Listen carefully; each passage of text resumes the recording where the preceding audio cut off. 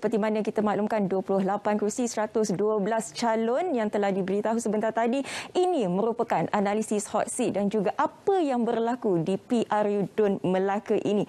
Dalam 112 calon yang bertanding, 16 wanita yang dipertandingkan dan buat kali pertama dalam sejarahnya Melaka melakukan dan juga menawarkan satu calon ketua menteri daripada wanita. Ini daripada Pakatan ataupun Perikatan Nasional. Jadi kita lihat ini merupakan perinciannya bagi negeri Melaka analisis hot seat. Kita mulakan terlebih dahulu dengan N02. N02 kalau kita boleh lihat ada 3 penjuru ini menjadikan pertarungan yang cukup hebat walaupun PH menghantar Zainal Hassan, tetapi pertarungan sebenar yang perlu kita lihat ialah daripada Datuk Mas Ermiati dan juga Datuk Seri Abdul Rauf Yusof yang juga merupakan penyandang menang majoriti 2,864 pada PRU kali ini. Ini yang akan melihat bagaimana sebenarnya pengundi-pengundi pada musim yang lepas ataupun pada PRU yang lepas masih lagi meletakkan kesetiaan dan juga kepercayaan kepada Datuk Muhammad Rawi Mahmud. Dan di sini kalau kita boleh lihat, ini merupakan perinciannya. Kalau kita boleh lihat di sini, ini pertembungannya Datuk Mas Emriati, Zainal Hassan dan juga Datuk Seri Abdul Rauf Yusof.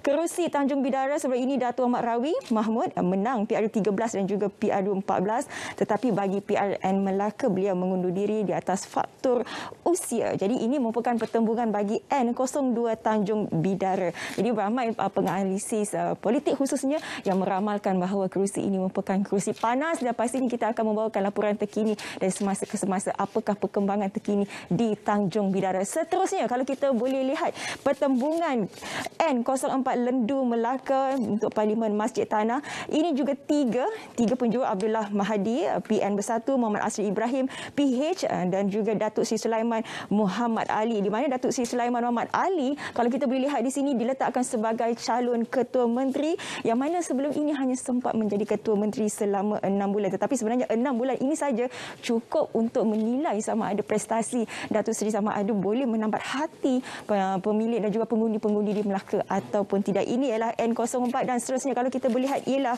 daripada kawasan Asahan Melaka.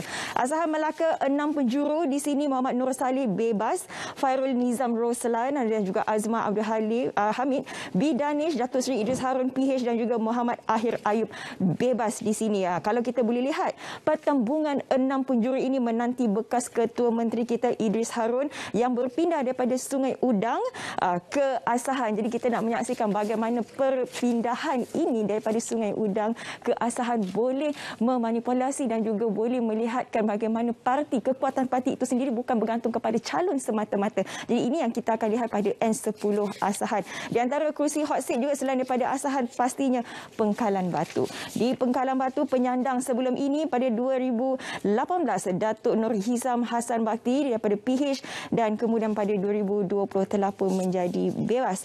Dan di sini ada 5 penjuru semuanya untuk Pengkalan Batu N15. Kalau kita boleh lihat di N15 ini apa yang menarik perhatian ialah apabila kali pertama Putra meletakkan calon dan juga bertanding pada PRU Melaka. Di bawah PRU Dun Melaka ini 5 calon diletakkan di bawah Putra dan salah satunya pastinya di Pengkalan Batu. Kalau kita boleh lihat Dr. Muhammad Alwi Sa ini meletakkan 2 manifesto iaitu pengangguran dan juga pendidikan. Sejauh mana 2 ikrar, 2 janji, 2 manifesto ini boleh menaikkan dan juga mengangkat Putra sebagai salah satu calon parti untuk mendapatkan kerusi terutamanya di Pengkalan Batu ini sama-sama kita saksikan. Dan yang terakhir sekali hot seat yang kita nantikan pastinya di N17 iaitu Bukit Katil Melaka. Kita boleh lihatkan pertembungan di antara 4 penjuru. Kalau kita boleh lihat Datuk Hasnul SDJ Hussein, Abdul Hamid Mustafa, Adli Zahari dan juga Muhammad Al-Hafiz Yahya. N17 Bukit Katil sebelum ini pada tahun 2018 Adli Zahari ataupun PH menang majoriti 3,159.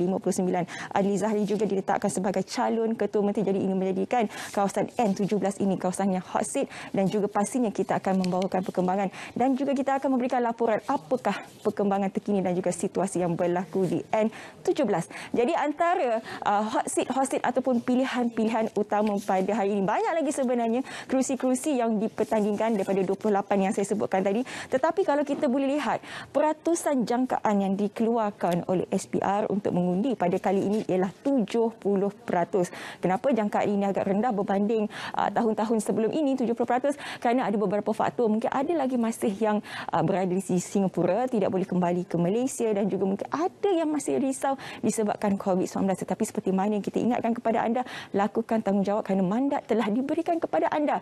Jadi daripada 70% ini, ada juga pengundian awal telah pun dilakukan. Jadi kita lihat pengundian awal yang telah pun dilakukan jumlah-jumlahnya. Kalau kita boleh lihat di antara pengundi awal yang keluar ialah seperti tentera. Kalau kita boleh lihat antara don-don yang terlibat, Don Sungai Udang menunjukkan 9,574 pengundi awal telah melakukan tanggungjawab mereka. Kalau kita boleh lihat di Sungai Udang terdapat 2 kem tentera di situ. Jadi ini menjadikan kawasan tersebut pengundi awalnya lebih tinggi berbanding daripada don-don yang lain. Jadi itu antara sedikit analisis mengenai PRU Don Melaka untuk kali ini.